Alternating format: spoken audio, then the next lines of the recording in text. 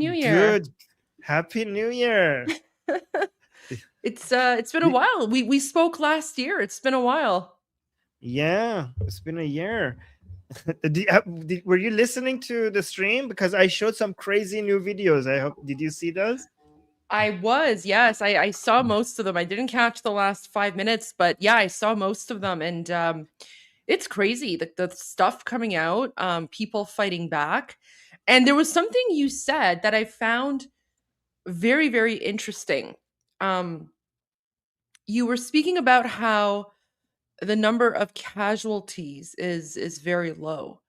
No, And yeah. I just want to say that, of course, any casualty in and of itself is horrible, and we don't even want to see a single casualty. But the fact that the number of casualties are so low right now, given the extensive nationwide mass demonstrations, Mm. um, that I mean, that shows to me that the Islamic Republic is not necessarily as strong as they used to be, and I think that's definitely, Israel is definitely responsible for that in a good way. So, thank you to Israel, because I think the 12-day conflict significantly weakened the Islamic Revolutionary Guard Corps. I think that definitely plays a role in what's going on, I think, for sure. Yeah, and I think that right now they're afraid of showing their faces because or communicating with each other because they think that another attack is imminent any moment now. That's why I think they are not communicating with each other. They're not using their phones because last time Israel was hitting them exactly where they're sleeping because they could track them where they are based on their phones. So they're not using their phones. So it's really hard to manage a response when you can't use your phone, and also they're not meeting with each other because they know if they gather in one place that's going to be a target for Israel. So given that they cannot meet and they cannot communicate effectively, it's really difficult for them to manage the response to the Iranian people right now. So that might be the reason. Absolutely. I mean, that's definitely part of it for sure. The fact that they're weak, that's definitely part of it. I also think the fact that there have been a lot of military defections, I think that plays into it as well. So I just, there's a lot of factors at play here, but yeah, I think the fact that President Trump gave the green light to Israel, I think that that's a significant aspect of it as well. Have you actually played that video? The Which one? the the Trump video where he basically No, I says, should. You wait. If you have it, I can I'm just find focusing it. what's happening. Yeah, yeah, okay. I can Look find at it, but this. I mean that provides some good Yeah, context too. I know. Yeah, I was gonna do an entire stream focusing on Trump's and Netanyahu's meeting. So I will do that in one stream. To that is a good point. I should be showing that. Maybe the next stream I will be focusing on that, unless the this keeps escalating. Um, which I think, yeah, okay. We got somebody. Okay, thank you so much for gifting 5 memberships to the people in the chat. And then yes, of course, Seven I meant, I don't know what this is. Hi, Goldie. Yes. Okay. So thank you so much for the super chat. And we got another super chat saying Israel will not help you get rid of Islamic leadership in Iran. Iran is 99% Islamic. Forget about a regime change. Israel doesn't distinguish between Christians and Muslims. You're all the same to them. Like, this is like such a list of misinformation. You are actually retarded, sir. You are retarded. Imagine, Yeah. could you just say? I just want to say, imagine spending $20 to give that garbage opinion. Yeah. Like Yeah. I mean, he really is. yeah. He really is R, like you said. Yeah, he is really retarded. Yeah, Iran is the most Islamophobic country in the world, so you're so full of shit. And Israel doesn't distinguish between Christians and Muslims.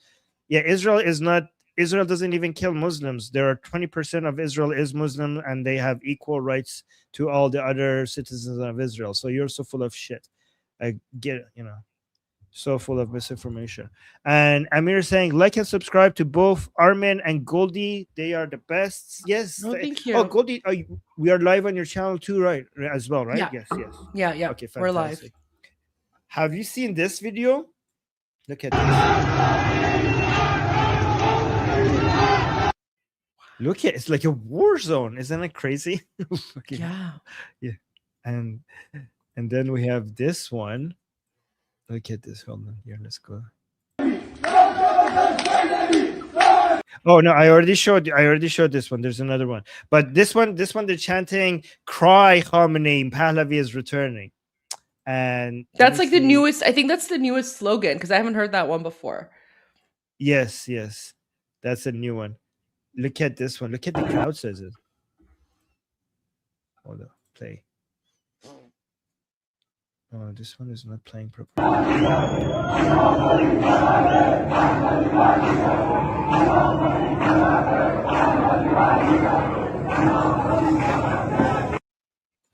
I don't know. It's crazy. Like I asked people what percentages of the chants are pro Pahlavi, and people were saying 80%, 90%.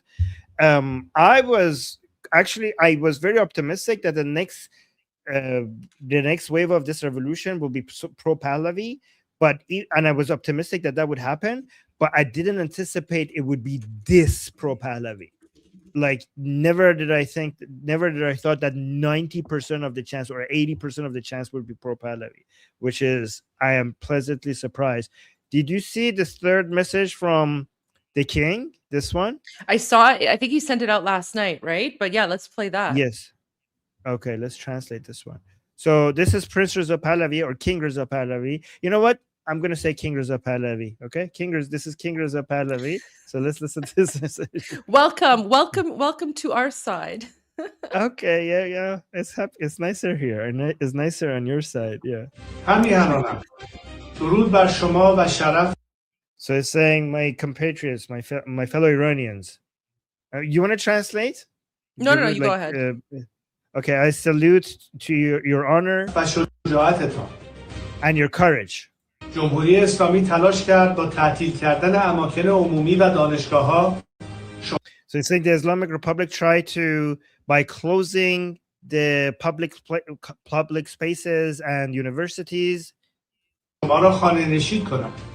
Try to make it so that you stay at home. اما شما شجاعانه در خیابان‌ها ایستادید. However, you stayed in the streets. Courageously, you stayed in the streets. به تک تک شما افتخار می‌کنم. I'm proud of every single one of you. به همبستگی هرچه بیشتر و حفظ خیابان‌هاست. So we need to be united and we need to keep the streets. بنابراین از شما می‌خواهم در روزهای آینده از هر فرصتی استفاده کنید برای گسترش این حرکت. So therefore I ask you to do anything you can to expand this movement right now. من و تیمم همچنان در جهت بسیج بیشتر نیروها و ریزش بیشتر. Me and my team are working on mobilizing more forces and از نظام و همچنین and برای گسترش این حرکت. I think he said he's like در جهت ریزش از نظام. بسیج بیشتر نیروها. Oh, wait, I think there's a delay. I think he's saying like my team and I are working on mobilizing the forces that have defected. I think that's what he's saying. So yeah, first part, mobilizing more of the people against the regime and also defecting from the regime. و ریزش بیشتر از نظام و همچنین رساندن صدا شما به جهانیان. And also amplifying your voice to the rest of the world. خواهیم کرد. پیروزی از آن ماست. Victory belongs to us. Okay, so that's the message from the king. And let's go back here. Let's continue watching this. But here. Let me know when to pause. So this is at Asadabad, and people are saying Javid Shah.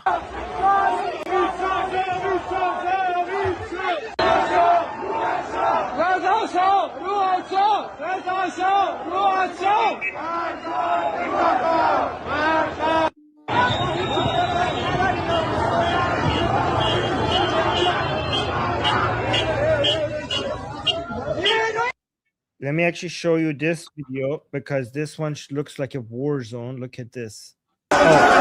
This here they're setting a government building on fire over there.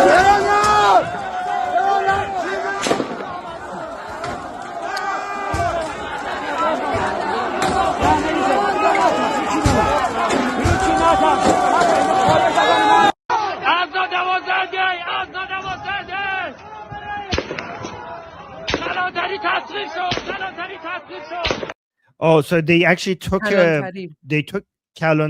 They actually managed to completely capture a police building. Like, how are they doing all of this without actually getting killed? Like, has the regime just given up? Like, Goldie, if we continue going like this, we might actually see a free run by next week if they keep not responding. This is insane.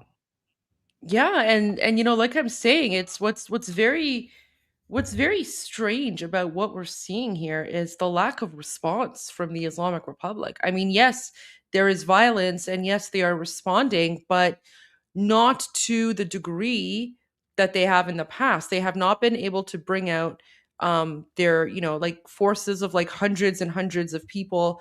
Like I don't think I've seen a video yet with maybe more than like 50 of them together, right? Like when I see the Islamic regime riot police out in the streets, I see groups of like 10, 25, 50. I haven't really seen a group of 100. Maybe there's one or two videos out there with like a group of 100, but like I haven't seen the typical, you know, where you see all of the vehicles and the armor and the weapons and everything. It's just not there. Yeah, and also actually that's a good point, because here, actually, let me show this now that you said that, because when we do see them, they're running away. Look at this. Look how fast they're running. Guys, these are the anti-riot police running away. Watch this. From the people. Look how many. Okay, there's actually a lot of them, but they're running away. So even though they're big and okay, look, Goldie, this was actually like 50 of them, but they're running away. That means that the people are actually so overwhelming them that even when they're this high in number, they're running away. Yeah, well, look at the crowd that follows them. And like that's a big group. That's a pretty big. Like I would say that's maybe 100 people there. Yeah, and now look, the people are just chasing them with stones. Imagine if they were armed. This is such a wow. And then like it's a huge, massive crowd. Like the crowd just gets bigger and bigger. But they only have stones and they're managing to make them run away.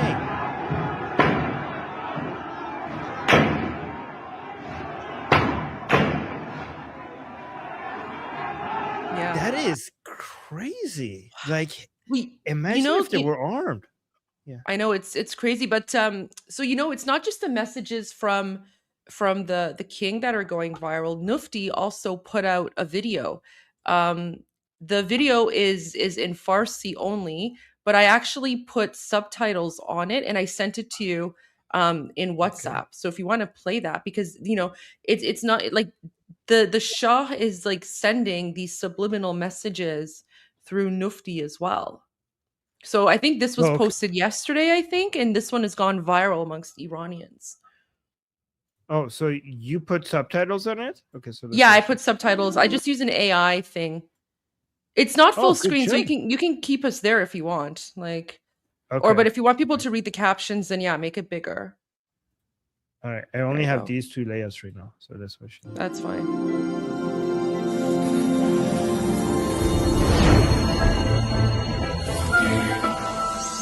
ملت بزرگ ایران، این صدای آزادی است.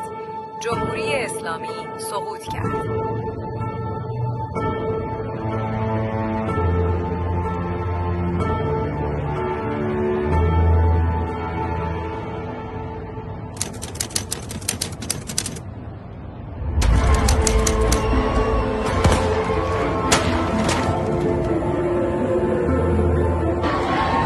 مسئولین کشور و همه آحاد مردم پشت سر نیروهای مسلحند. امروز از همه جناح‌های اون قرارداد در دست اختشاشگران.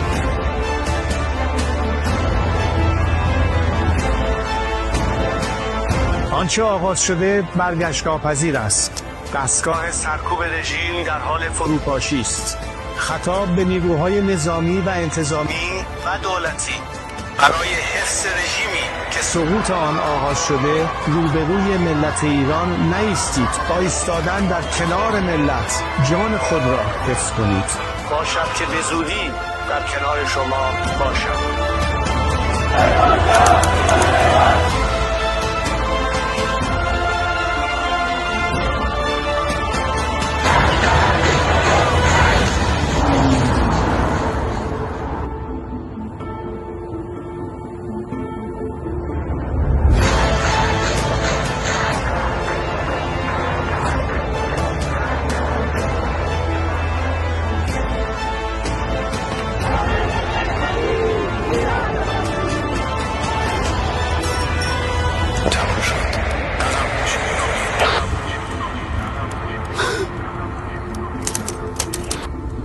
اینجا دیگر صدا و سیمای جمهوری اسلامی نیست. این صدا و تصویر تلویزیون ملی ایران است. ملت بزرگ ایران، این صدای آزادی است. جمهوری اسلامی سقوط کرد.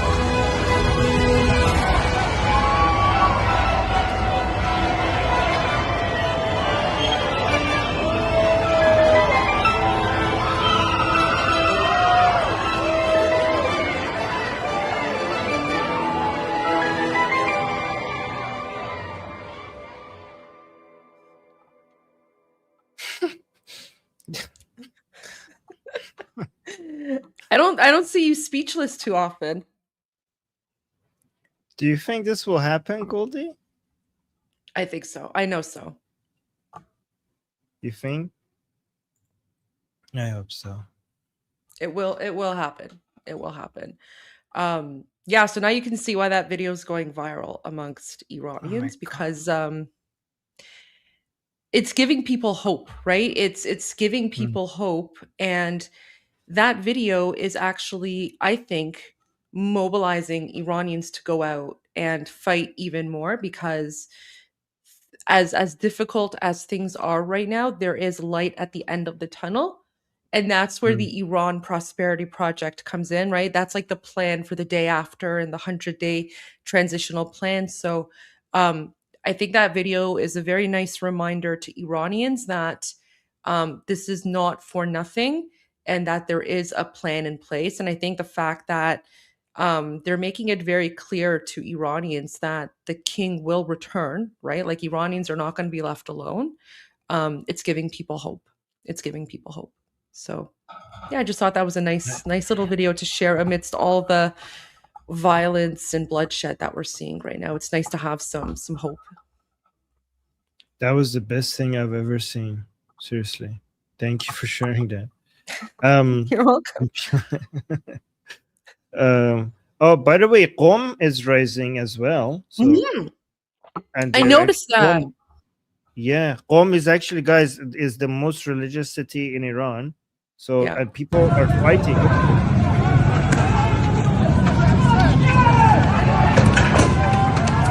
Look, they're actually fighting the regime.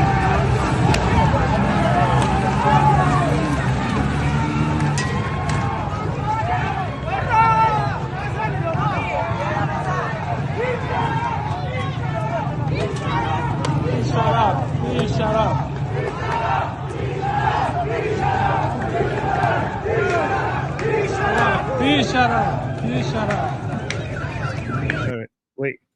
We got a lot of super chats that we need to go through. Somebody saying, how Okay. does the transition even happen? A transition has already been planned in great detail.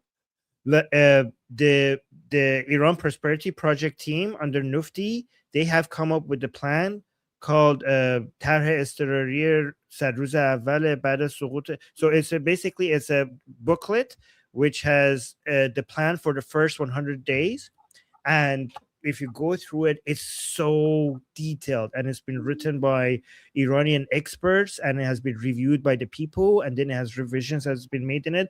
By the way, guys, Israelis in the chat, if you go actually read the transition plan, you could see that in the week 1, if you go under the foreign policy section of the transition plan, in the week 1 after the fall of the Islamic Republic, we are going to be recognizing Israel. Week 1, so it's one of our priorities to recognize Israel, to undo what the Islamic Republic's lack of recognition of Israel as a country. So that is a huge priority for us in the transition plan, which is, I think, it was very fitting. I can't wait until we can give the Embassy of Israel back to Israel. Yes. Oh my I think that's God. going to be fantastic, because right now, the Embassy of Israel is occupied and being colonized by the Palestinians, right? The same way that they've gone and they're like occupying Gaza and like Judea and Samaria. They've also occupied the Israeli embassy. So I just can't wait to like kick them out of Iran and just, that is send such a them good to point. Jordan or something. Imagine the videos will come out from the celebration of the opening day of the embassy. That would be amazing. I hope I'm invited to that. I hope I'm invited to that one. That would be a huge party in Iran. Right. Yeah, exactly. Okay, here we have Shana saying Happy New Year, Armin and Goldie, Javid Shah. Well, thank you, Javid Shah. Happy New Year. And Amazrael Kai. Yes, Happy New Year. And we have a 25 euro sticker. Thank you so much. And here we have from Israel saying, how can Israel help in this situation? Wouldn't it be wise to keep low profile, specifically from a viewpoint of those who don't support us? Well, I wouldn't worry about that. The support for Israel in Iran is increasing by the hour, right? And Iranian people would really appreciate the help right now. So I do think like a mass like bombing would be unwise. It might actually make people have to go home. But I think really surgical targeted attacks against anybody who might be responsible right now for managing the anti-riot police might be really effective. Again, I'm pretty sure Israel has better information for what would be the most effective thing to do right now. Based on my limited information, the least thing I would do is I would at least make some calls because I know Mossad has their numbers, and threatening that if you actually do anything against the people, we know where you sleep and we're going to fuck you up. So at least that's the minimum they could do, because these people are scared. These people are pissing their pants right now. So actually adding to that, getting them to stay back and letting the Iranian people take over the streets, any form of threat against anybody who's oppressing the Iranian people will go a long way right now, because these people have witnessed what Israel is capable of doing during the 12-day war. So if they think by attacking the people, they will be the main target, they will take that threat very seriously, and a lot of them will just stay home, in my opinion. What do you think, Goldie? Do you think that's a good idea? I think good. I mean, again, I think there's a lot of reasons here, but I mean that definitely like seems like it's on the right track. Again, I think it's a number of factors. I feel like we're seeing all of the various stars aligning here. So on one hand, you have, of course, what you just said about how they're afraid to go out, or they're afraid to meet because of Israel. I think that's 100% true. And I think that's also part of the reason why one thing I've always said, and this is especially as someone, with political background, is nothing is ever leaked without a purpose, right? Even in like when I was in provincial politics, like Doug Ford's team would leak information to the media all the time. They would do it on purpose because there was like, a reason for like wanting to like blow up a story or something like that. So it's just the reality. Like everyone does it in politics. And so when I think it was a few months ago when someone leaked that Israel had been using the phones of the IRGC commanders to target them and to locate them and then go after them in their meetings, I said to myself, that's really interesting. Like why would anyone from Israel leak that information Mm. unless they wanted the IRGC to know about it. So there must be a reason or a purpose for wanting IRGC officials to know that Israel was tracking them using their phones during the 12-day war, right? And so, of course, at that point, I was like, okay, I know there's a reason, but I don't really know what that reason is. But now today I'm seeing the reason, because your theory makes sense, because now that IRGC commanders know that this is how Israel is able to track them, they're afraid to use their phones, they're afraid to go out, they're afraid to meet because they don't want to be targeted by Israel. And so just that fear of being targeted by Israel is enough to keep them at home, and that in and of itself has been a huge help to the Iranian people. So that's my political theory, right? Again, I could be right, I could be wrong, but I do know from personal political experience that nothing is leaked without a reason. And so I think the fact that because Israel could have very clearly kept that information to themselves and just continued targeting IRGC people, but they wanted the information to come out there. And I think maybe this is the reason why. So I think that's definitely a part of it. I think as well, there are a lot of military defections. And I think that's why we're seeing less and less people out on the streets. We're also seeing those people who are out in the streets, many of them are not really fighting back. Like they're going through the motions, right? But they're not really doing anything. Yes. Right? I showed a video of somebody saying to the crowd, like, I understand you, like, and he let them pass, which is pretty crazy. Like he didn't fight back or anything. And then or even the video of like the 50 riot police running away, right? Instead of standing ground. Or even the one, I think he showed the video yesterday, the one I think that was in Khuzestan somewhere, where you have the whole crowd, they're surrounding like, I don't know, maybe 10 of the police, right? And I think the people they're surrounding are like police officers or something. Like they're not the actual IRGC. They're just surrounding them. Yeah, they're surrounding them. Yeah, this one. Yeah, let me show it before you talk about it. So watch this guy. You can see, guys, the guys in the green at the left, they are the armed forces, and the rest are the people. And they're chanting Javicha, Javicha, Javicha, which means long live the king.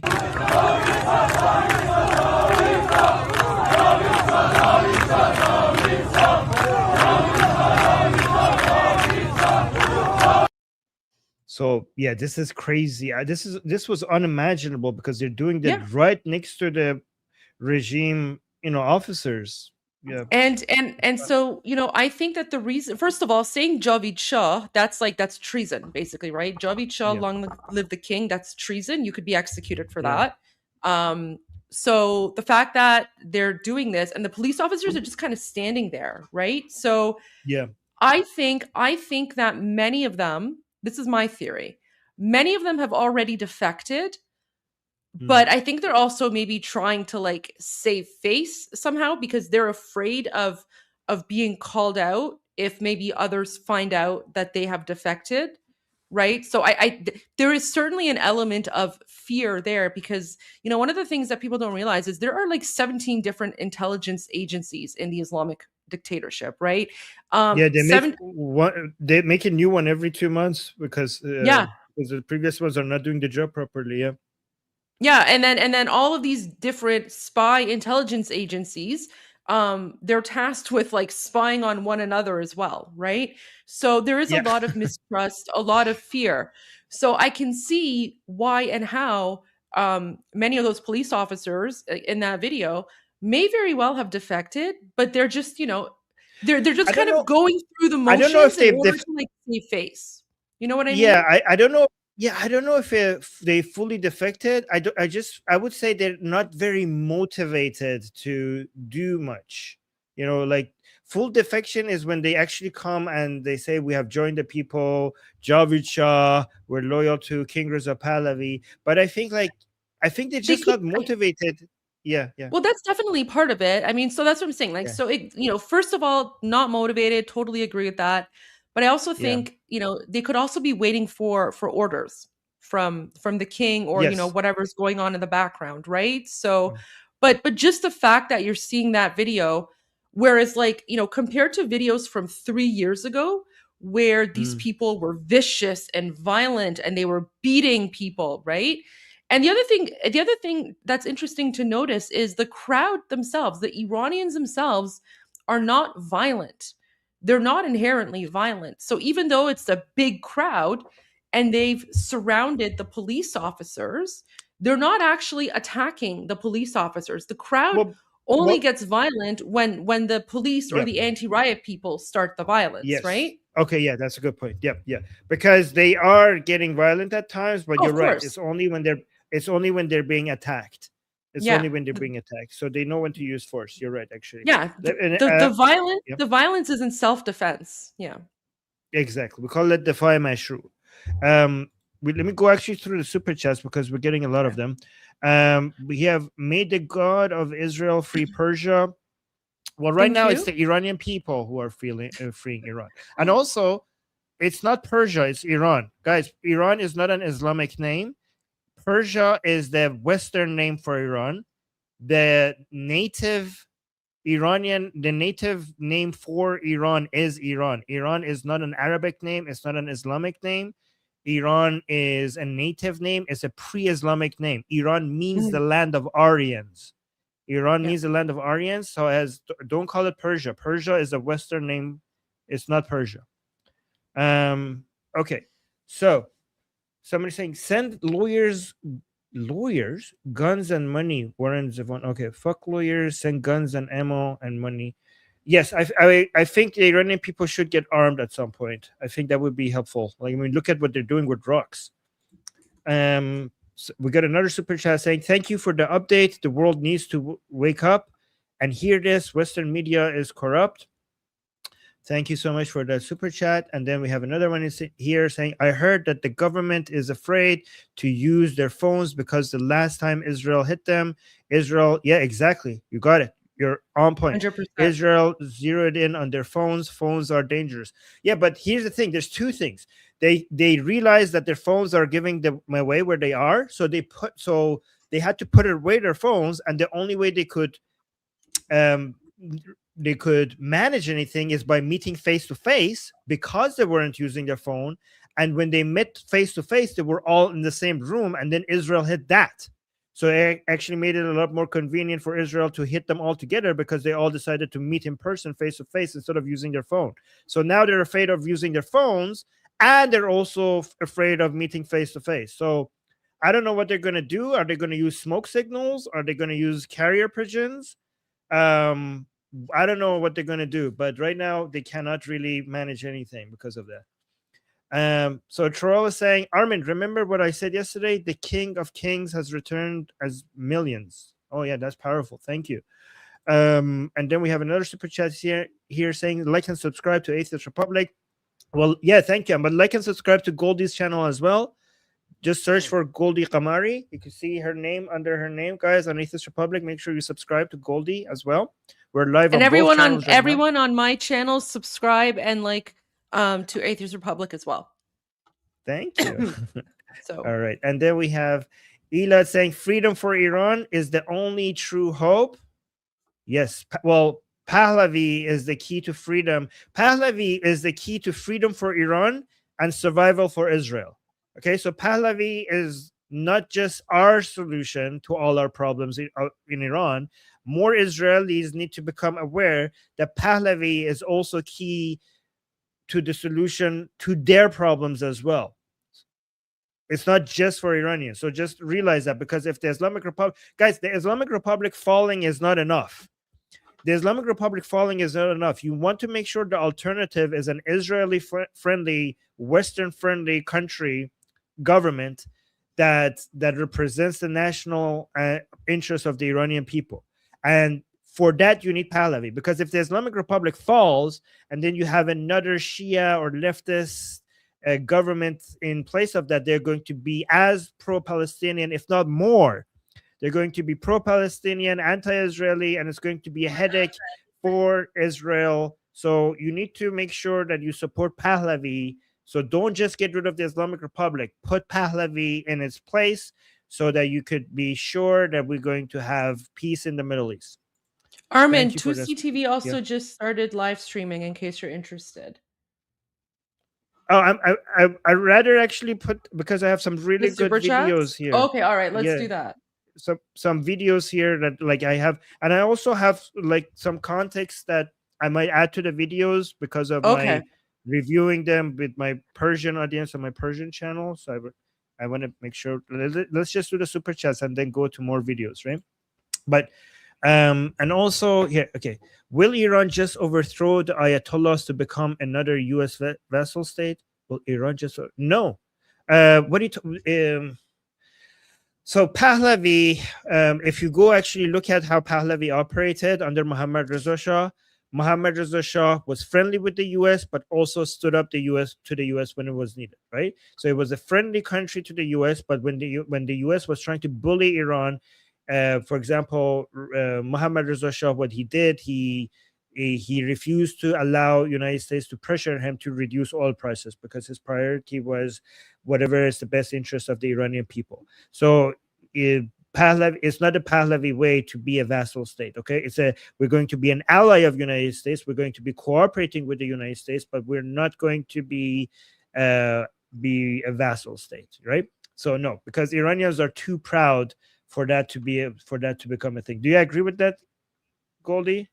I 100% agree. And I think one of the reasons that you're hearing that sort of narrative is because the Islamists and communists are trying to delegitimize the self-determination of Iranians. What's happening in Iran right now is by Iranians, and it's because of what the Islamic dictatorship has done. In fact, Armin, did you see Ahmadinejad's video where he basically said in Persian that America has nothing to do with what's happening in Iran right now, and it's their own fault?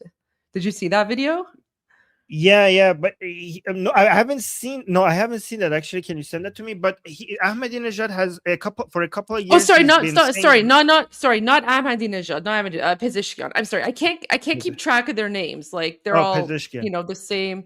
Yeah, but Pezeshkian said that, and I find that really interesting because, of course, even though we know he's a puppet, and even though we know that he's completely irrelevant, the fact that he's going out there and he's actually saying that the protests have nothing to do with America, in my head, I'm thinking, like, are you stupid? Because that's literally what like Cenk and all those people are saying. They're saying like what's happening in Iran is because of Israel and America and like whatever. Right. But now you have like the Islamic regime itself. They're saying that this has nothing to do with America or anyone else. So I found that really interesting in like a very weird way. So the president is admitting that it's all their fault and has nothing to do with America. But the reason why he's saying that, saying that is because, so that's actually good. You're right. That's really good for us because anytime the leftists in America would say like, oh, this was because of America, because they were like, well, actually the regime itself is admitting that it's their own fault, right? But it's also important to know why he's saying that, because this the context is Iranian important. The context is that they're trying to act like, hey, we're rising, like we're smarter now. We're not going to deny, because they're so afraid right now, and they think that this is their own. Everything is almost over. So they're trying to say radical things that they didn't used to say before, for some people to think like, oh my God, maybe they're actually seeing the light. Changing. Maybe things are going to be better. Like, like they're trying to give some false hope to Iranian people that maybe now that they realize that they're the problem, maybe they could actually fix it. So this is, but the Iranian people will not fall for that because we have been here before. We are used to every time the government gets desperate, they all of a sudden say things that people used to get arrested for. Like they even say things that they used to arrest people for just to make us feel like maybe there's some change coming. I 100% agree. Yeah. I sent you the video, by the way, on WhatsApp. So maybe after the super chats, we can take a look at that. Okay. Yeah. Let me actually make sure that I'm doing that. All right. So we have another super chat here saying, hi, Goldie and Armin. Greetings from India. We're rooting for the Iranian people to be free of the Islamic yoke. Thank you so much. Thank you so Thank much for you. your support. I appreciate that. And we have Ginga is saying Javid Shah. Well, Javid Shah, right back at you. And Amazral Khai. And we got another one from, okay, here saying in Brazil, the Brazilian Republic is corrupt. I'm glad that Iran is asking for the return of the monarchy, the best regime. Well, thank you so much. And by the way, guys, please make sure that everybody understands that we want democracy. And a lot of people think that when Iranian people ask for monarchy, that's anti-democratic. That's bullshit. What Iranian people want, they want a constitutional monarchy, which is a secular democracy. They want a secular, democratic, constitutional monarchy. So we have constitutional monarchies that are completely democratic, like Canada, like the UK, like Sweden, like Denmark. So these are constitutional monarchies, and they're all democratic. The Iranian people are not asking for an absolute monarchy; they're asking for a constitutional monarchy. Yeah. And in fact, for those who are familiar with modern Iranian history, just go and read about the Persian Constitutional Revolution of 1906. So Iran actually became a constitutional monarchy back in 1906. A lot of people don't know that. They think that it was an absolute monarchy. No, we were a constitutional monarchy. We had democratically elected parliament. We had politicians. Like, we had the whole thing prior to 1979. Exactly. And then we got another super chat. Thank you, Shauna, saying, I hope the king returns before Nowruz. Can you imagine? I know. Imagine the next Nowruz celebration. Yeah. That would be fantastic. Yeah. We got another super chat saying, I believe even the police wants change on the DL. Yes, I do think because 100%. a lot of them can't afford shit anymore. Like, a lot of them cannot pay for the rent. So they're like, yeah, actually, they're saying, like, beat these people who are upset about the current situation, and they think like, but I'm upset about the current situation. I can see that why these people are angry, right? And then we have another super chat saying, heard Iran is selling their military arms for Bitcoin. I haven't heard that. Could be they are preparing to run. Much. Have you heard that? I haven't heard that. Much love from a fellow Canadian. No. I have not heard that. So I mean, I wouldn't be surprised if that's the case. We know that there are a lot of Bitcoin mining farms in occupied Iran. So I mean, I wouldn't be surprised if the Islamic Republic is selling assets and converting it to cryptocurrency, because that's more untraceable. I haven't heard any reports myself on it. I don't, but it's not like something that's out of the realm of impossibility. I think the last thing that they will be selling is their military arms. That would be like, I think they would keep on to that. Yeah, that's their only path to survival. So Papa Wolf just gave us a super chat saying, "Happy New Year, Golsa and Armin. I just watched an interview from last year with Reza Pahlavi, and also last night became a member of your channel, Goldie. Fantastic. Thank you, Papa Wolf. Thank you for the support, and Happy New Year to you as well. I'm glad you watched an interview with Reza Pahlavi. He has a lot of them. And they're very good. Right. Yes. Yes, it's actually very good. And also his books are great too. Amir saying Tusi will go live soon if you two are interested. Tusi is great. I just want to make sure that I go through some of the videos I have for you guys if I get the chance, because I also need to leave in about 45 minutes, Goldie. So because I have a group discussion with my group people, so I need to go to that as well, right? That's okay. But yeah, we got a new member for Goldie. Thank you for becoming a member. And somebody gifted the gold membership to somebody in Goldie's chat. Thank you so much for that. And saying, Goldie, you need to do some member-only content to thank your members. Oh, you do? Okay, I have members only after parties where usually like after I do my daily live stream at 12 noon, then I do like a members only live stream afterwards. It's just this week has been a little bit hectic and my schedule's been all over the place. But yeah, we have members only after parties. Yep. Okay. Yeah. That's good. Okay. Say yeah, guys, so become a member. I try to do some courses like on Islam and Western values for members. That's what I try to do. Yeah.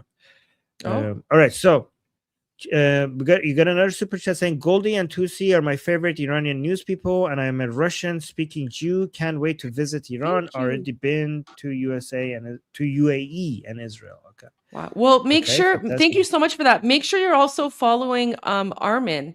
I'm gonna put the link to his channel in my YouTube live chat because Armin is also fantastic, and he gives all the updates and info on Iran as well. Thank you, Goldie. Sure. We got another super chat saying, I don't think anyone needs to give them actual weapons like M16s, but ready to use 3D printers preloaded with plans from the FGC9 and yeah. I don't well, but I mean they don't have printers. So I don't know how effective that would be. But thank you for the super chat. Papa Wolf saying, Oh, hey, Javid Shah- Armin. Armin, I just Yeah. want to say congrats on reaching 80K. Oh, did I just reach 80K? Yeah, I just went to your site to copy the link to share it in my YouTube live chat, and it says 80,000. Oh. Congratulations. Guys, we just became 80K. Thank you so much. I think Goldie, so you're responsible for us reaching 80K. You brought so many people to our channel. Thank you. Aw, Oh wow, that's amazing. Thank you for noticing. of course. I think Papa Wolf was the 80K subscriber There you because go. he's saying Javid Shah, I will subscribe to Armin's channel. Well, thank you, Papa There you Wolf. go. Thank you so much. Yeah. And then another super chat saying, course with Pahlavi, otherwise it's not freedom. Yep. And then we got another super chat saying, freedom for Iranians, not theocracy. Thank you. Thank you And so then- much. Yes. And then saying another gift for memberships here. Thank you. Thank you for supporting. All right. Let me actually say there's a couple of videos I really quickly want to share before I load more because I have uploaded a lot. This was from yesterday. Somebody Oh, I like this one. on the billboard writing Javid Shah on the billboard, which means long live the king.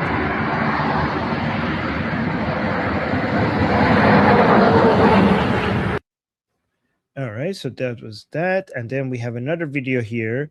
حضور گسترده شهروندان در خیابان‌های فولادشهر. So this is Fuladshah, and you can see the people in the streets.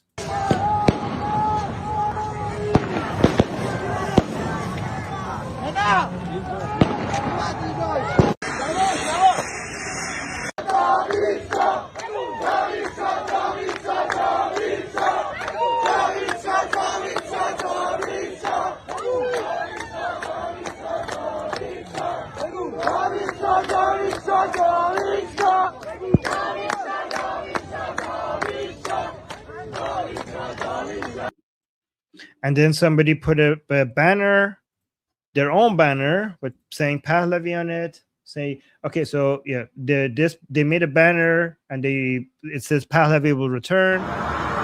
This is in Pakdash. 11 دی 404 دم بچه‌های پاکدشت گرم پهلوی برمیگرده. All right, so I still really cannot believe that. I really still cannot believe because there was so much effort by leftists to make sure that the revolution doesn't go in the Pahlavi direction. Like leftist, anti-Islamic Republic, leftist people who were trying to turn this into, I don't know what, like a Marxist, leftist, feminist revolution. They tried so hard ever since the Master Revolution started. They were trying for 3 years to deny that the Iranian people want Pahlavi. And for all their efforts, after 3 years, now the Iranian people are in the streets and they're saying nothing but Pahlavi. They are, by the way, Goldie, I wish I do reviews of the anti-Pahlavi people who they want to pretend that they're the real opposition, and they are dying from anger. Like I wish, because one of my jobs on my Persian channel is to just review, to go and find the most shit takes and respond to them and basically destroy their arguments. Have you done one on Kaveh Shahruz yet? No, maybe I should. Oh my Send it gosh. to me. He is freaking out. I don't know. I blocked him on X a long time ago, but go look at his posts on X. And then he's just Really? like he's getting ratioed to heck. And then of course Wow. Mardomiro then, bish forced me down and she's up. But like one of the things he says is like, oh, like the unifying chant of these rallies is death to the dictator or like some nonsense. And then he basically says like, oh, like, don't let the monarchists who are far right fool you or something. Like it's just the most ridiculous thing. And then he's basically like posted nothing. So Yeah, and some people were saying that the protests were going well until the prince came and said something, and now everybody's going home. I was like, "What are you talking about?" And like he ruined it. He ruins everything when he comes and speaks every time. But let me see. Actually, did I show this one? Hold on. I think I didn't show this. Oh no, I can't show this one. Shit, that is violates YouTube policies. Let me actually show this one here. I think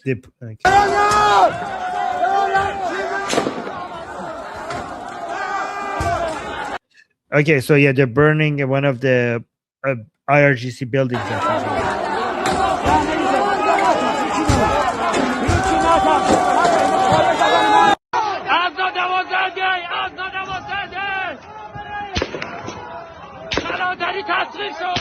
Oh yeah, I think I already showed this one. So Yeah. let's actually go here. Yeah. Okay, hold on. Let's go to this one here. So I'm I gonna sent play you some I of sent the- you a few videos from Okay. Instagram that apparently they're new. So I don't know if you want to play them or not. I haven't seen them myself, but someone sent them Okay. to me. So apparently those are new. Oh, okay. Maybe I should just show these ones. Hold on, just give me a second then. Let me just keep showing this while I get those ready, okay?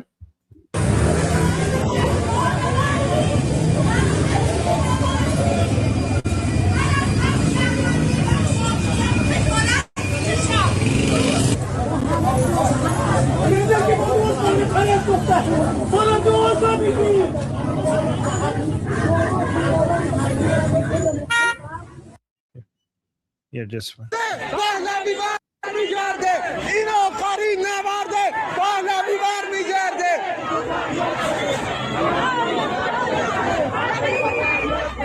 ایرانی عراقیه با غیرت حمایت عراقیه با غیرت حمایت عراقیه با غیرت حمایت عراقیه با غیرت حمایت.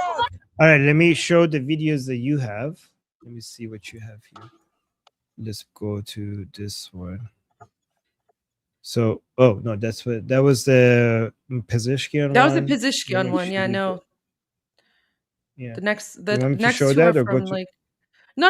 You can go to the Okay, next let's go ones to- from like the Instagram ones. I really hate Instagram player. What the hell was that? Yeah. Oh, are you sure we can show this? I haven't seen the video myself. I don't know. Someone sent it to me. So Okay, let me I don't know if actually we can watch show it it or on not. this. Yeah. Watch Yeah, it hold and then on. let me know.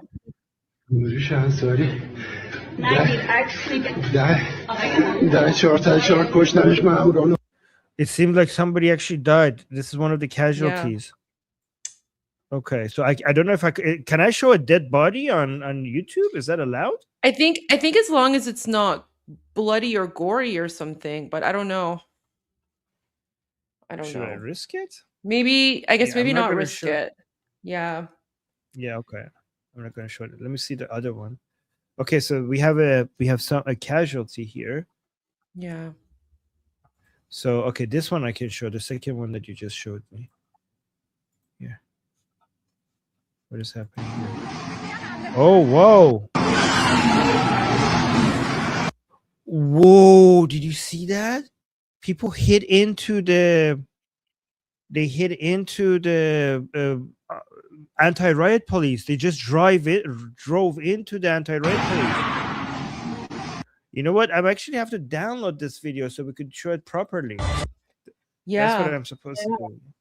Yeah, because I need to make it full screen for Let me just go download it somewhere.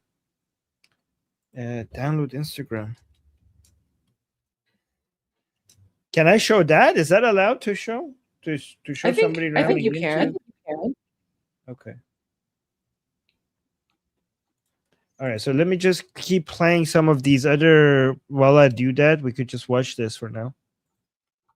الان کیه رضا شاه روحت شد رضا شاه روحت شد رضا شاه روحت شد روحت شد رضا شاه روحت شد رضا شاه روحت شد رضا شاه روحت شد رضا شاه روحت شد رضا شاه روحت شد رضا شاه روحت شد رضا شاه روحت شد رضا شاه روحت شد رضا شاه روحت شد. اعتراضات عراق استان مرکزی.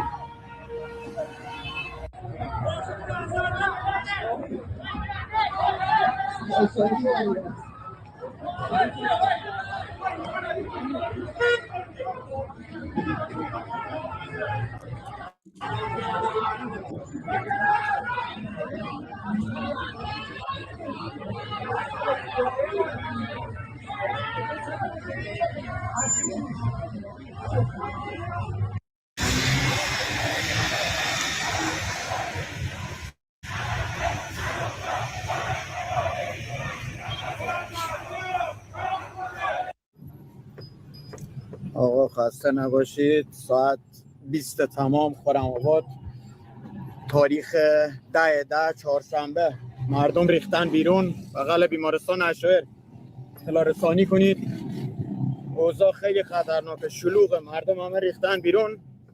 اطلاع رسانی کنید خورم آباد مردم بیان بیرون. Wait, I got that video that you sent me. I got it. So let me upload it now. Okay. This is, yeah. So I hope this doesn't get me in trouble, Goldie, or all of both of us actually. This is Well, yeah, because I'm live streaming too, but I don't think it will. So you can see this white car. So those people on the motorcycle, guys, you can see those are the anti-riot police. This white car just rams into one of them. Whoa! Oh, all of them. Pretty much they all fell. Most of them. So yeah, you know what I think. Sorry, go on. So you can clearly see like the few people in the street there, right? And you could see that the motorcycle, like the Islamic regime forces, were going towards those unarmed protesters in the street. And then so I guess just that car, with this random person in the car, decided to defend and protect the unarmed Iranians who are demonstrating against them. So that's very interesting. That's a very interesting development. Goldie, for the sake of a channel, I'm going to say this. Okay, none of them were hurt. They're all okay. Nothing happened to any of them. Luckily, everyone is fine. Okay, I'm just saying that for the sake of it. And we don't officially condone violence either. We're just here reporting the media and reporting. We're just reporting. We're not encouraging this. We're not telling people what to do. We're just observing. We're just observing. Yes. Observing and commenting. And commenting. Exactly. We got some super chats we have to go through. Okay. Yusuf said, "May Pahlavi make Iran both great and clean again." Clean. Yeah, okay. Well, thank you. Thank you so much for the super chat. Saying, "Hi, Armin from India. Love to see actual democracy return to Iran. You said the Shah will decide on foreign policy. I didn't say that, but shouldn't it be the elected government? I never said the Shah will decide foreign policy. When did I say that? We have a transition period where you cannot have democracy during the transition period, because for democracy, you need to have elections, and to have elections, you need to create some stability and security so that people could come out and vote. So the first 100 days, or for the first period, there's going to be a period of time where we need to govern without actually having democracy, because there hasn't been yet an opportunity for people to come and vote. So that's called the transition period. And during that transition period, we don't have a king, because whether we're going to have a king or not and who's going to be a king is also going to be decided at the ballot box. We're going to have a referendum to decide if we're going to be a constitutional monarchy or a republic, and then we're going to have another election. So guys, this is the order of things. First, we're going to have a referendum to decide whether Iran is going to be a republic or a constitutional monarchy. Then we're going to have an election choosing the Majlis Muassasan, which is the body of the people who are going to be writing the constitution, right? Then they're going to get together, they're going to write the constitution, and they're going to give show it to the Iranian people, and the Iranian people are going to vote whether they accept it or they do not accept it. There's going to be a referendum on whether or not they accept it. And if they don't accept it, it has to go back. We're going to go back and redo the constitution until the Iranian people vote and they accept a new constitution. Then once we have a new constitution, if we had a king, then we have to pick the king, and then we're going to have elections for the parliament and the members of the parliament, and then we're going to have a prime minister. So we're going to have a prime minister and a king, okay? And then our foreign policy is going to be decided by the parliament and the prime minister, right? That's who's going to decide our foreign policy. Prince Reza Pahlavi's role during the transition period is not as a king. He's not a king during the transition period. He's just the leader of the transition period. He's just going to be managing the transition period as a leader during the transition period. At that point, he's not a king. And what I was referring to was the foreign policy during the transition period, not the foreign policy of when we eventually have an actual functional, non-transitional government. So, hope that answers. I also wanted to point out, Armin, that this transitional plan that's out there and the foreign policy decisions in that transitional plan, that's not secret. So the transitional plan is publicly available. Yes.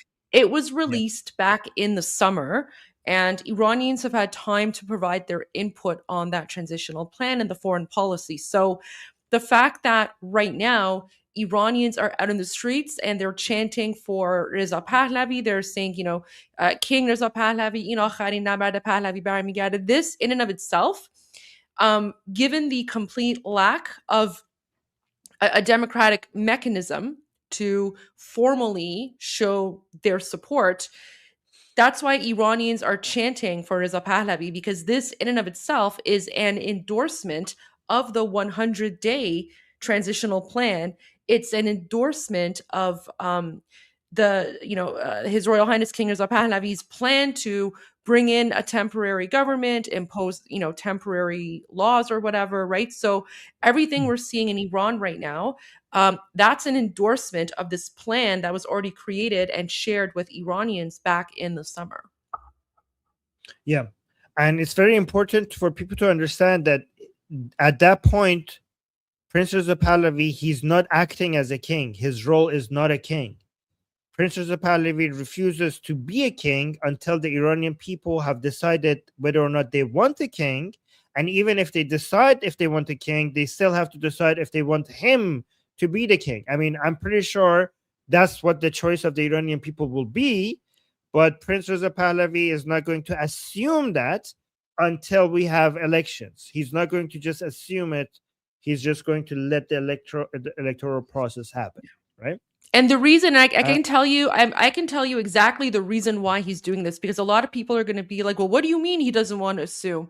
Or some people will translate that decision that he has made and try to make it seem like, oh, he doesn't want to be a leader. He doesn't want to step up. That's not the case at all. The reason that he wants to do it this way, and again, this is just my opinion as a politician on this with my political background and experience.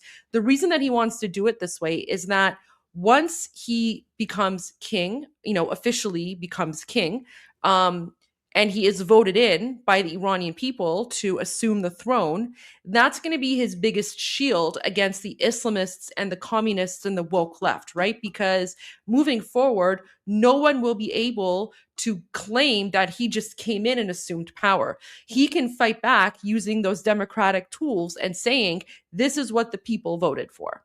and that is what's going to give him, because we already know that he's the legitimate king of Iran. We already know that, but going through that democratic mechanism to me seems like a very smart and strategic way of protecting the Pahlavi dynasty and protecting the king when he goes back on the throne from any future arguments or claims or anything that the communists or Islamists might make in the future. That's just the way I see it.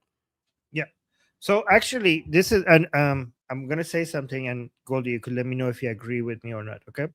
But if anybody studies Prince Reza Pahlavi and his speeches and his books, not just the most recent ones, everything he has done and said in the past 40 years, and look at the evolution of it, you see that most of it is consistent. He has some slight changes, right? So, but most of it, I'll tell you which parts have been consistent and which parts have been slightly changing. Okay. So the first impression that you will get if you study Prince Reza Pahlavi's philosophy, his political philosophy through the past 4 decades, is that you notice that he used to be more center left, and he is now more center right. And the reason why that, in my opinion, that shift also represents the shift among Iranian people. So Prince Reza Pahlavi is a really good reflection of what the Iranian people stand for. And the reason why you see that shift, because the Iranian people also shifted. That's the part that has slightly changed.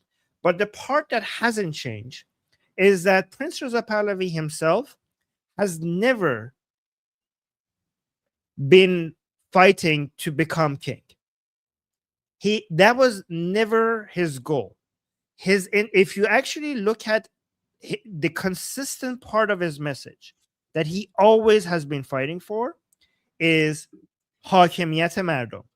That's the thing that has never changed as his goal for the past 4 decades, which means the sovereignty of the people.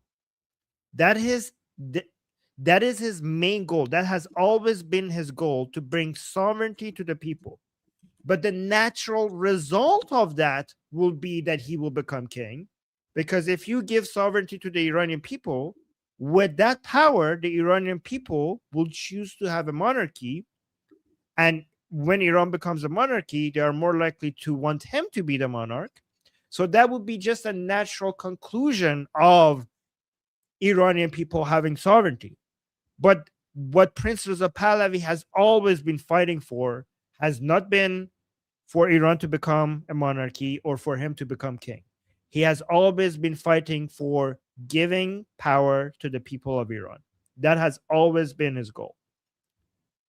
So this was just a Pahlavi 101 for people. Yeah, I mean, I agree with you on that. And I would just add that he doesn't need to fight for being a king because he already is the king. I don't know if you remember. He doesn't. Well, you know, I don't know about that. I don't know about that because in 1980, a few months after his father's death, he held a press conference in Cairo where he assumed the responsibilities of king apparent.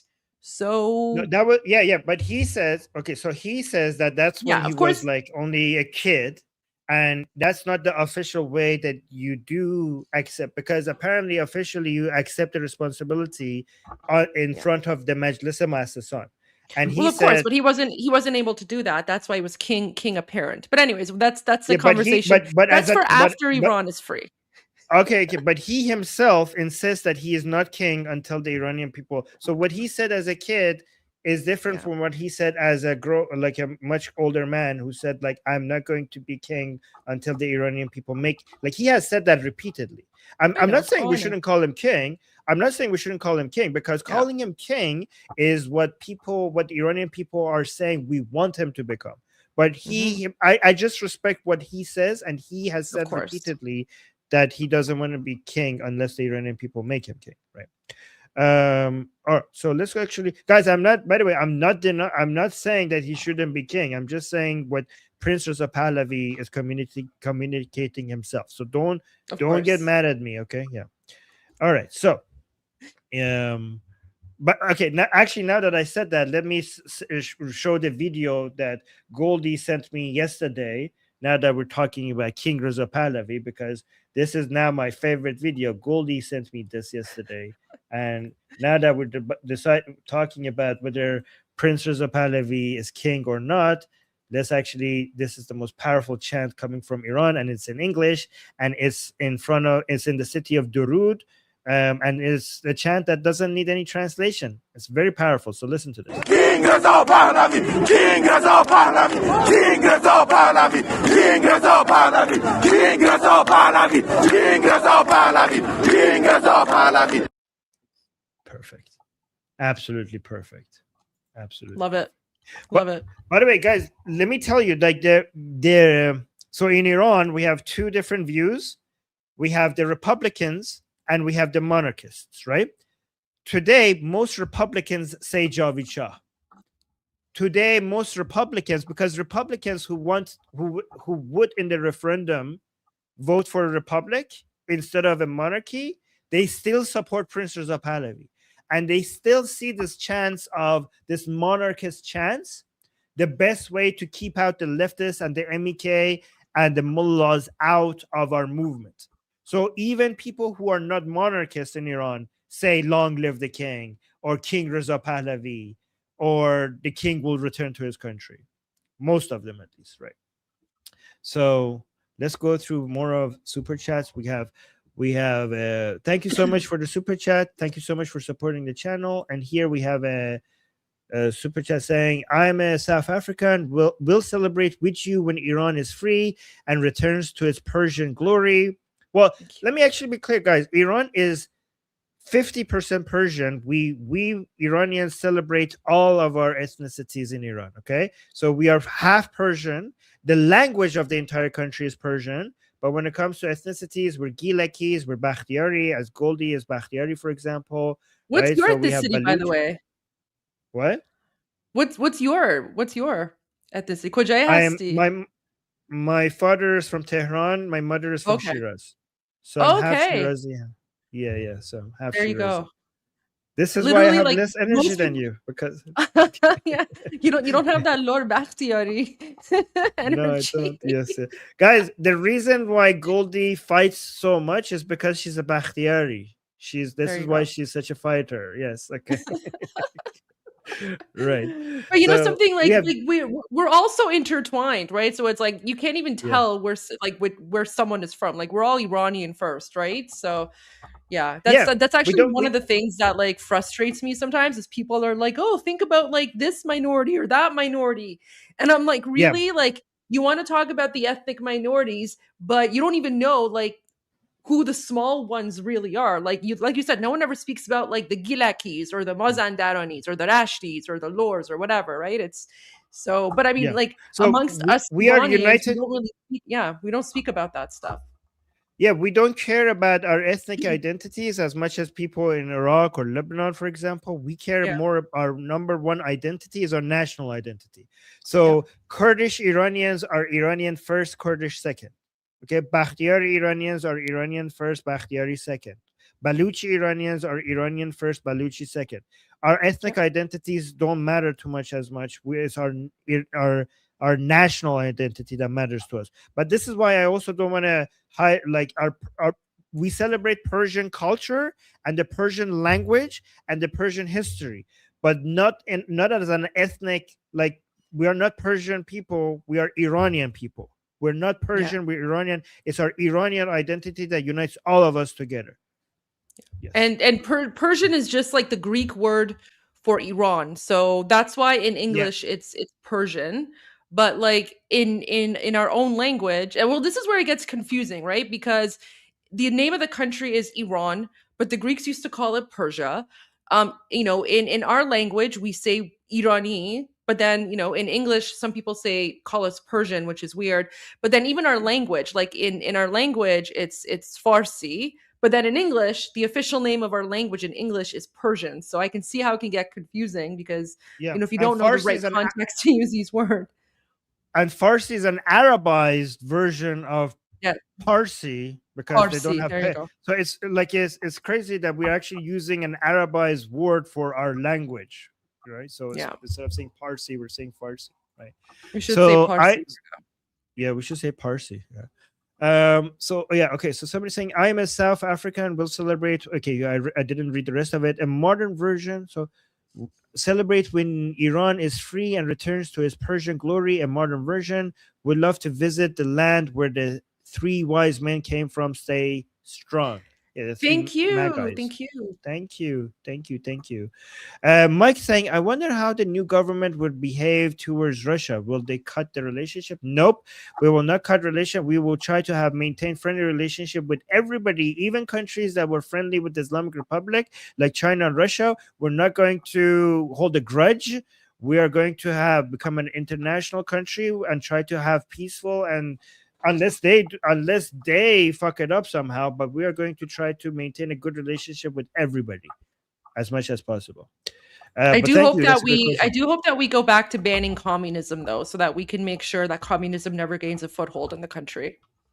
We should be banning them for politics, but not for freedom of expression as civilians. So no, I think the whole thing. I think even freedom of expression when it comes to communists and Islamists should be banned, because like I'm a free speech absolutist, but you're not that. If you say but, then you're not. Well, you know what? I have a good reason, because look where the freedom of expression for communism and Islamism got Iran in 1979. Okay, right? That was not because of freedom of expression. That was because of a whole bunch of other things. But I could debate you on that. I think communism and Islamism actually grows faster. I agree we should ban them for politics. I think there should be no communist parties. Anybody who is who's basically wants to create a communist party, I think that should be banned. But as individual civilians, I'm a free speech maximalist. I don't even call myself a free speech absolutist. I call myself a free speech maximalist, and I think you should, whatever garbage opinion people have, they should be able to voice it so that we could properly respond to it. But we could have that discussion, Goldie, another time. I need to after Iran is free. Okay. Yeah, after Iran is free. Yeah, I think Prince Reza Pahlavi is also on the side of maximum freedom of speech. So we'll see. Probably based on what I've read. Yeah.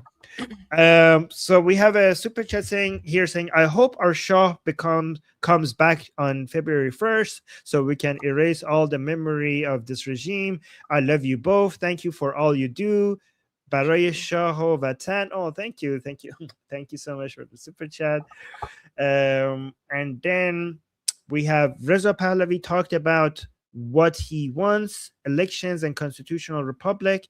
Javed Shah, Reza Pahlavi. Well, he didn't say he wants a constitutional republic. He said at some point in the past, he said that between a monarchy and a republic, he leans a little bit towards a republic, he used to say that. He hasn't said that for a while.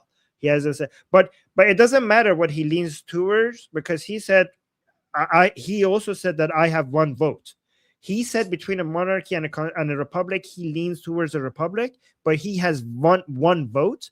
But at the end of the day, it's the vote of the Iranian people that matters. So if the Iranian people want a monarchy, Iran should be a monarchy. But yeah, his personal choice used to be a little bit towards a republic rather than a monarchy.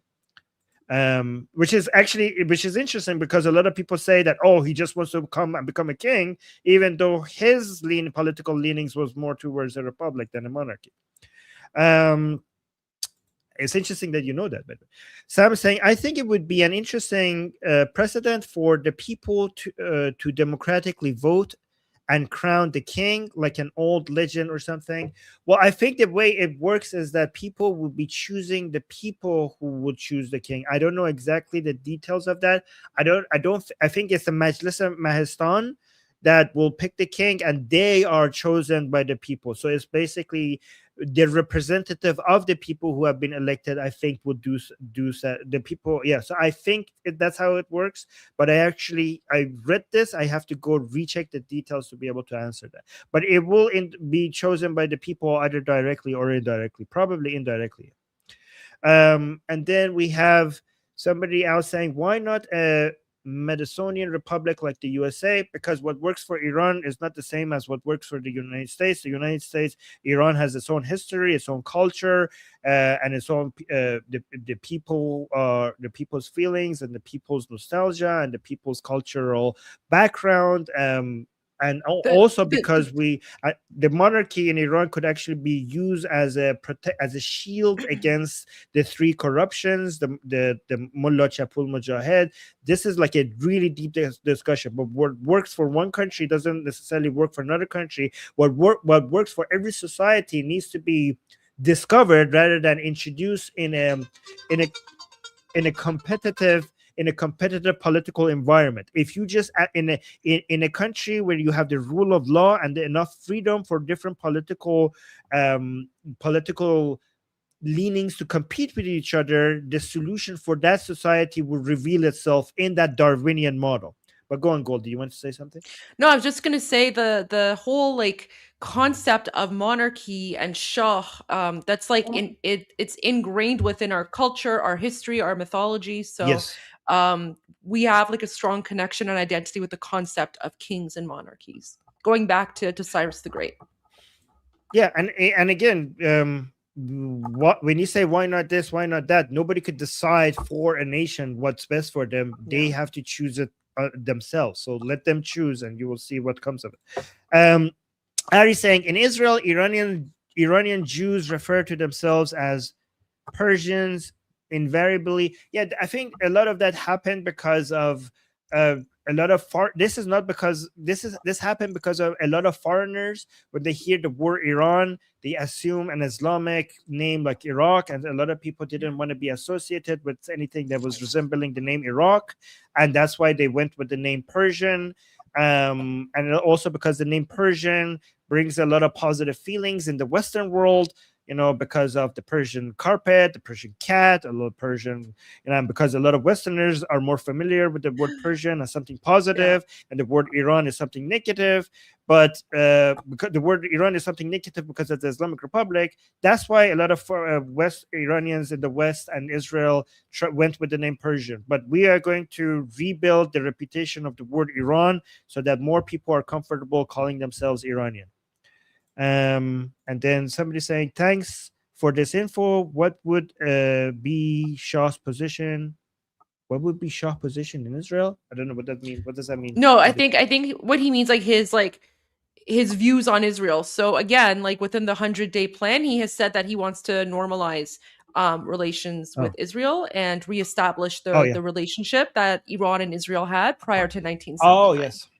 Oh, you mean the Shah's position on Israel? The Prince Reza Pahlavi has a very close relationship with Israel. In fact, Israel is the only country that has recognized his leadership of the opposition, and Prince Reza Pahlavi's team is constantly working with Israelis.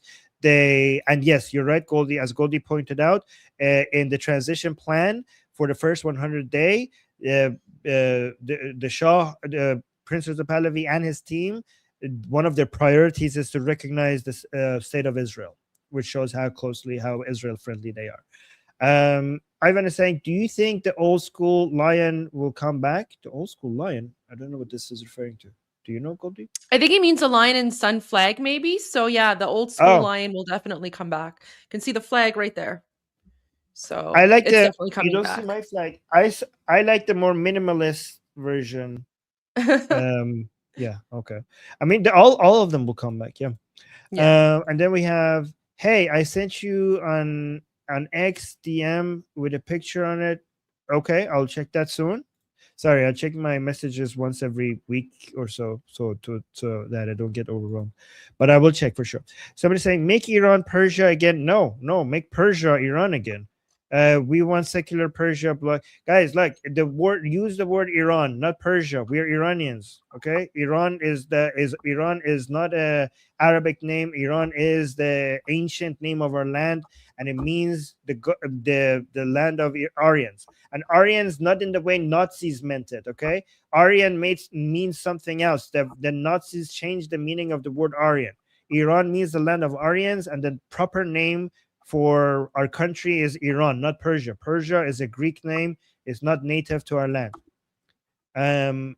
Okay, so And then we have another super chat saying there is no reason to argue anything in favor of either communism or Islamism. They are both barbaric ideas and need to be scraped out of the human experience root. Yeah, but the best way to do that is for them to expose themselves, to let them expose themselves. If you ban an idea, they will grow faster. So yeah, they don't have any points, and you could demonstrate that they don't have any points by letting them say by to be able for us to demonstrate how retarded they are. If you ban something, you actually give it credibility because people think that maybe they have some points, or else you wouldn't have to ban them. Or else, if something is actually this retarded, you should be able to argue it. When you ban something, people think that maybe they have some good points. So you're right. They should be. I want to destroy not just Islamism. I want to destroy Islam and communism, but I want to destroy them by actually fighting against them in the battlefield of ideas. When you ban something, you're actually promoting it. And Troll is saying people choosing a king is not a legend. It is what happened in Norway in 1905 when the Danish prince was elected by referendum to be king of Norway. It's actually also the way that Reza Shah became king. Reza Shah became king by the parliament. So we Iranians also have historical precedents for that. Yeah. For the people, for the parliament to choose the king. And so this is the last super chat, and after this I have to go because, but guys, actually let me tell you, can I I'm gonna put the link to my discussion group in the chat. This is only probably going to show in my chat only. I'm going to go and discuss with our people in the chat. That's a place we go talk strategy and politics in a discussion group on a live call. So I posted the link in the chat, and the link to it is also in the description. So if anybody wants to join me and my discussion group, we have a growing community there where we sit around together. So it's not just me talking, I'm talking, and everyone else is talking. If you want to not just be listening but also be talking to other people, just join our discussion group, and I'm going to be there in about 4 minutes. Oh my god, I have to go 4 minutes and talking to my team there, and it's free to join. So I hope I see you guys there. And last super chat is for Goldie saying, before Israel was born in 1948, the last time Jews established autonomy was before Islam, and that was with the help of Iranians. A combined Iranian Zoroastrian Jewish army conquered Jerusalem in 614. Yeah, we have a long, deep history with our Israel, with the nation of Iran and the nation of Israel have very strong, deep-rooted, ancient bonds with each other, and we are going to restore all of that. We're going to restore that. By the way, like, I used to. It's not just King Cyrus. It's also under the Sassanid dynasty. Like, Jews had a really horrible time under every empire except the two Persian empires, which is the Achaemenid Empire and the Sassanid Empire. Anyways, Goldie, sorry that I'm rushing. No, that's fine. That's fine. Yeah, absolutely. Thank you for having me on. I really appreciate that. And for everyone who's following me on my channel, I'm going to take a short break, and then I'm going to go live in about 30 minutes. So I'll see you guys in 30 minutes. We're going to go over some of the latest news, some of the latest videos coming out. I've created like a live feed on X with just like, my favorite accounts giving updates. We're just going to go through X, and I'll give you all the breaking news and videos. So I'll see you guys in about 30 minutes. And thanks, Armin, for having me on. This was fantastic. Yeah, thank you so much, Goldie. It's so much more fun when you're here next to me and I'm doing this thing. So thank you so much for being. I am so much more energetic when we're doing this together. So thank you. It's nice to have someone to talk to, have a conversation with. No, I'm really glad that we are collaborating right now, especially because we're both speaking about Iran. So it's nice that we're able to join forces and bring our audiences together. And during my live stream, if you want to come join at some point, you let me know. But no, I think this is great, and I think this is the best way. This sort of collaboration is the best way that we can help the Iranian people by working together the way that they're working together in the streets. So, and I have a lot of fun speaking with you. So it's nice to have someone to talk to. All right. Always. All right. Okay, guys. I'm Israel Chai, Javid Shah. I'll see you guys soon. All right. Bye.